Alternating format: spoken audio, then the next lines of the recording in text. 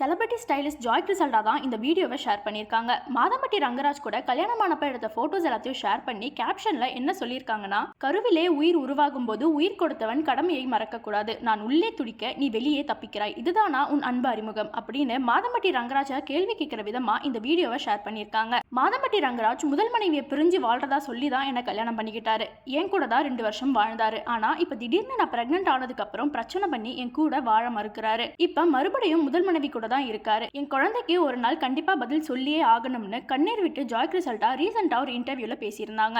மேலும் முதலமைச்சர் ஸ்டாலின் அவர்களையும் இந்த பிரச்சனை தொடர்பா மாதம்பட்டி ரங்கராஜ் மேல நடவடிக்கை எடுக்கணும்னு வேண்டுகோள் வச்சிருந்தாங்க. இவ்வளவு நடந்துமே இது தொடர்பா எந்த ஒரு பதிலும் சொல்லாம இருந்த மாதம்பட்டி ரங்கராஜ் இப்ப ஜாய் கிரிசல்டா தன்னை இழிவுபடுத்துற விதமா போஸ்ட் எல்லாம் ஷேர் பண்ணிட்டு வராங்கன்னு சொல்லி மான நஷ்ட வழக்கு தொடர்ந்திருக்காரு. இப்படி இவங்க ஒருத்தர் மேல ஒருத்தர் புகார் கொடுத்து இவங்களோட பிரச்சனையை இப்ப சோஷியல் மீடியாவில் பேசும் பொருளா மாத்திருக்காங்க. இதை பத்தி நீங்க என்ன நினைக்கிறீங்க அப்படின்றத கமெண்ட்ஸ் சொல்லுங்க. அண்ட் இந்த மாதிரியான அப்டேட்ஸ்க்கு மறக்காம சேனலை சப்ஸ்கிரைப் பண்ணிக்கோங்க.